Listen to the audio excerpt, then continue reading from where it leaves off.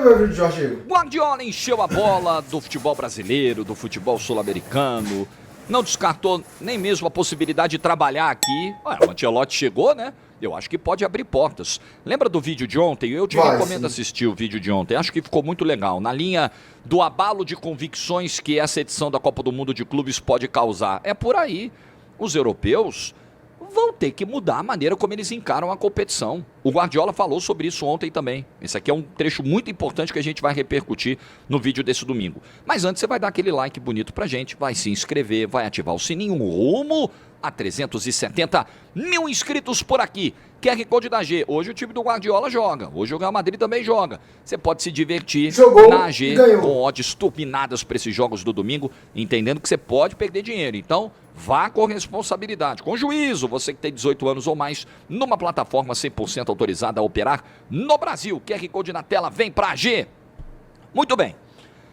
O Guardiola ontem falou, olha, eu estou encantado, ele deu entrevista coletiva, véspera do jogo contra o Al Ain, pela segunda rodada do Grupo G, véspera de jogo, o treinador fala, coletivo oficial. E aí o Guardiola falou, pô, estou encantado com o que eu estou vendo aí, Botafogo, Fluminense, os outros times brasileiros, argentinos, a paixão que eles têm pela competição, o jeito que eles comemoram os gols, o tamanho das torcidas, como eles estão aqui e tal. E é verdade, e a percepção do europeu sobre esse tipo de competição, ela vai ter que mudar. Porque o que acontece? Até o Guardiola, em outro momento da entrevista, ele diz assim, olha, eu tenho certeza que para os brasileiros e para os argentinos, essa competição é o ponto mais alto. Mas para os europeus, pô, não é. Eu tive 4 vezes, ganhei as 4, foi muito legal, mas depois não aconteceu nada.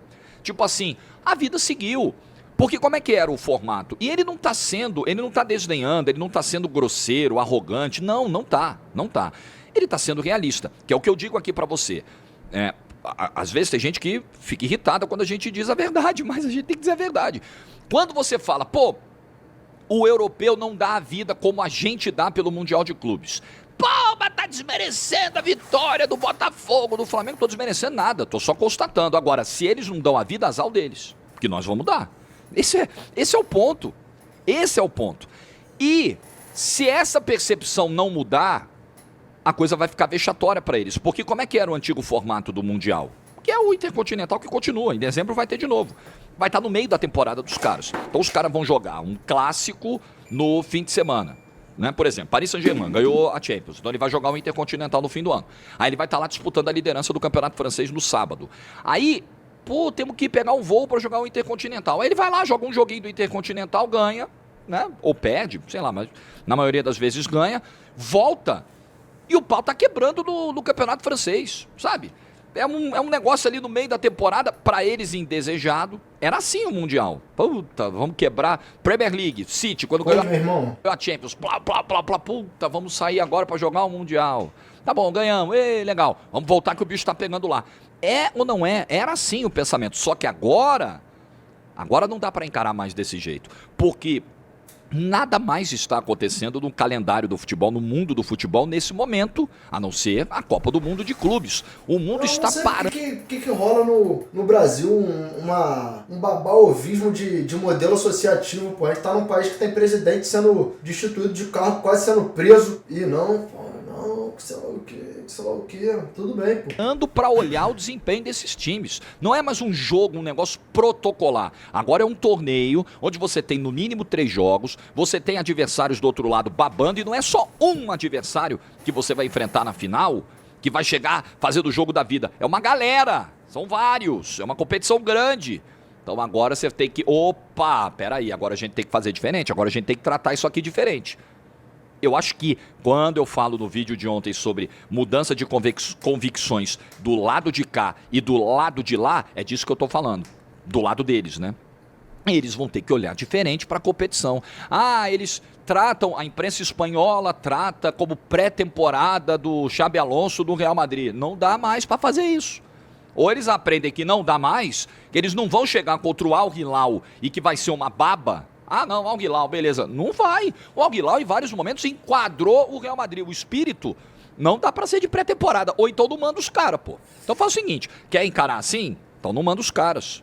fica o time treinando na Espanha, manda o time B pro Mundial. Não vai fazer, óbvio que não vai fazer. Então, eles vão ter que tratar de outra forma a Copa do Mundo de Clubes. É isso, não dá para chegar mais, porque, como eu disse também no vídeo de ontem, as marcas estão expostas. Quem está exposto ao ridículo de passar um vexame no Mundial é a camisa, é o escudo de um Real Madrid, de um Bayern, de um City, de um Dortmund e por aí vai.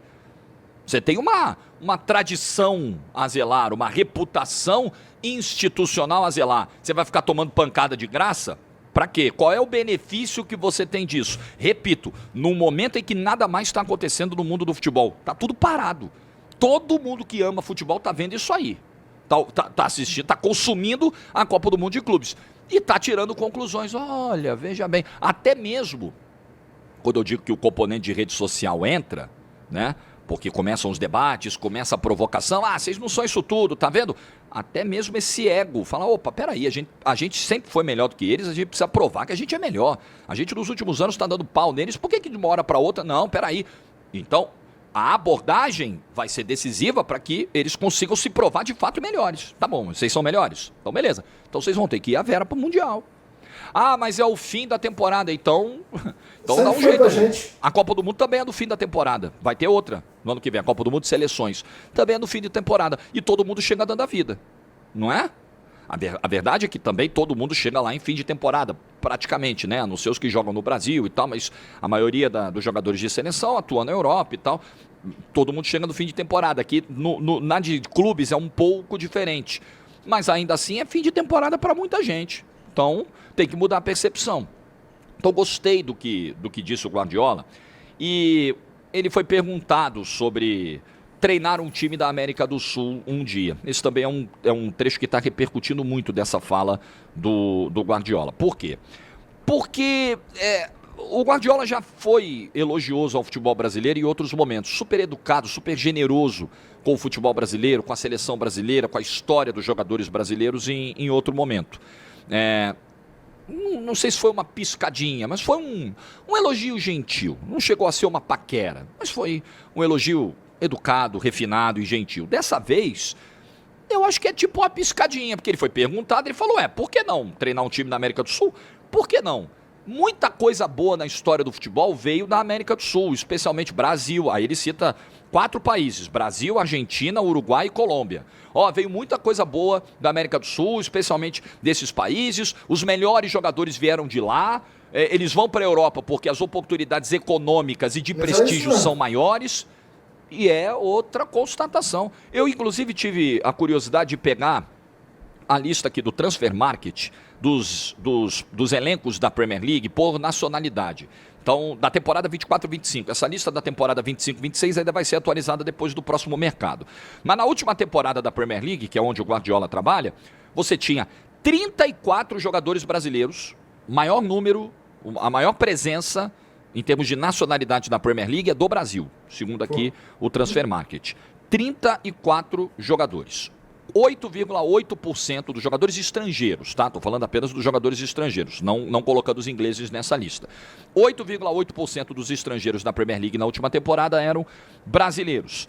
14 deles argentinos, o que dá 3,6% dos estrangeiros que jogam na Premier League. Então, somente aqui, Brasil e Argentina tinham somados 48 jogadores na Premier League, maior liga de clubes do mundo, uma liga fortíssima, poderosíssima. Ainda tem 5 colombianos e 4 uruguaios.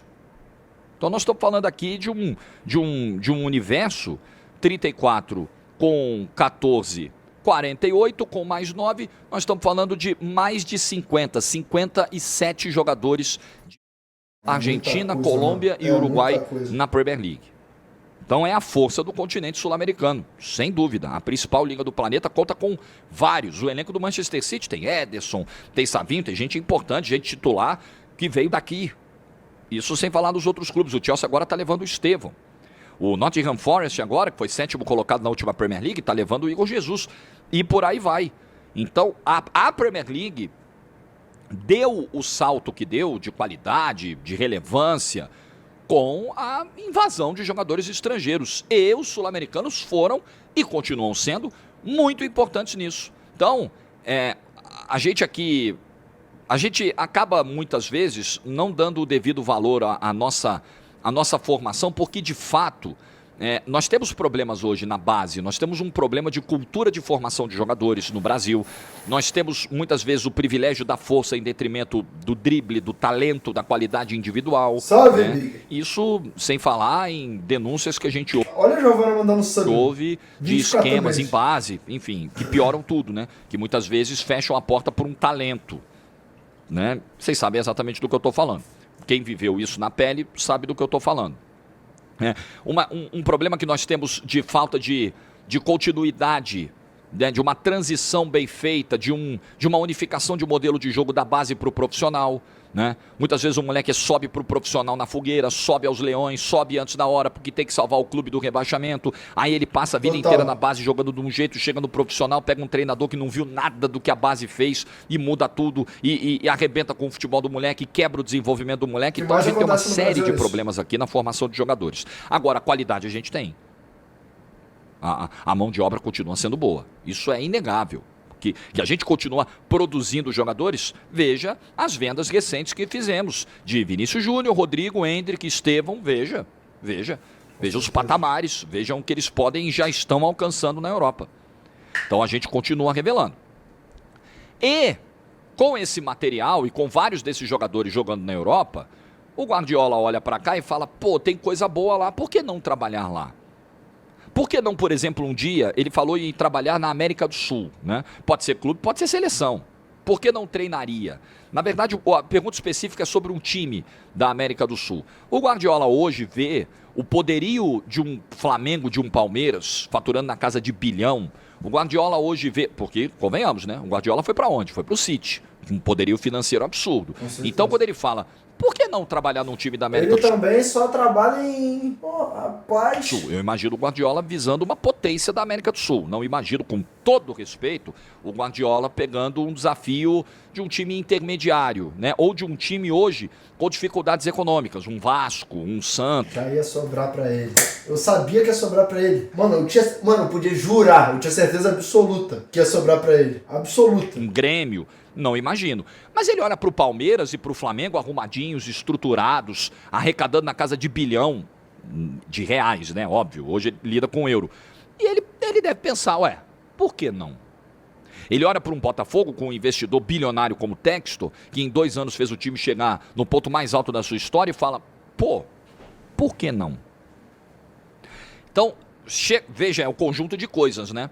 Chega o Ancelotti, abre portas, pô, o cara tá saindo do Real Madrid antes do fim do contrato para trabalhar no Brasil. Pô, legal. Isso passa um recado para o mercado europeu, para os demais treinadores, para os concorrentes. Aí chega um time brasileiro, faz o que faz no Mundial. Ganha do Paris Saint-Germain, o outro ganha do Chelsea. Você fala, pô, deixa eu ver como é que estão as coisas lá. Não, esses aí estão estruturados. A liga dos caras, como é que tá? Pô, os gramados melhoraram depois da Copa do Mundo de 2014. Os caras têm arenas boas, têm um bom produto, um público consumidor gigante, estão dominando o futebol na América do Sul, aí fazendo um recorte pro Brasil. A Libertadores está na mão dos caras desde 2019, ininterruptamente. Legal. Então é isso.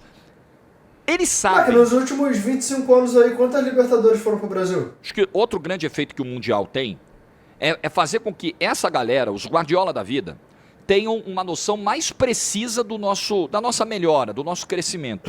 Porque eles sabem o que acontece na Liga do Brasil, só que superficialmente, amigo. O Guardiola é um obcecado por estudo, pela análise do adversário, a preparação do seu time. Não sobra tempo, e tem uma questão de fuso, jogos muitas vezes do Brasileirão são no fim da noite lá, ou até de madrugada, não sobra tempo para ele parar e de verdade se inteirar do que está acontecendo na Liga Brasileira. Ele fica sabendo de manchetes, pô, a final da Libertadores, com certeza ele soube o que aconteceu, mas algo muito pontual. Quando você está enfrentando os caras durante um mês no Mundial, você tem mais tempo de olhar. Você tem um quadro muito mais preciso. E aí, tendo esse quadro muito mais preciso na sua frente, você pode... Estamos ganhando desde 2019 pra cá? Não só, pô. Não só. 2011, 2012, 2013, 15. Pô, dá pra trabalhar lá. Por que não? Então, A Copa do Mundo de Clubes pode 10. mudar também pensamentos do mercado, pensamentos de agentes do mercado, de figuras importantes do mercado, de profissionais do futebol.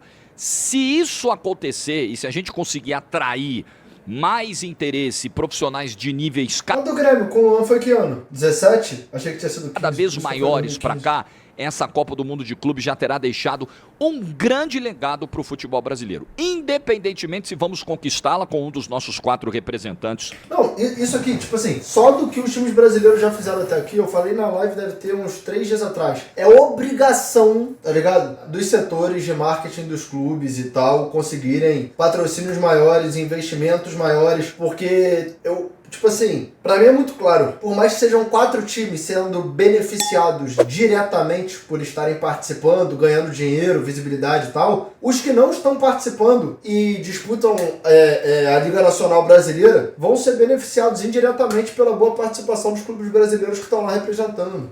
Não tem como, os holofotes estão todos aqui, tá ligado? Ou não. É o que eu penso. O que você pensa? Deixa a sua opinião nos comentários. Like do vídeo se você... Tá aí. Like, inscrito eu já sou.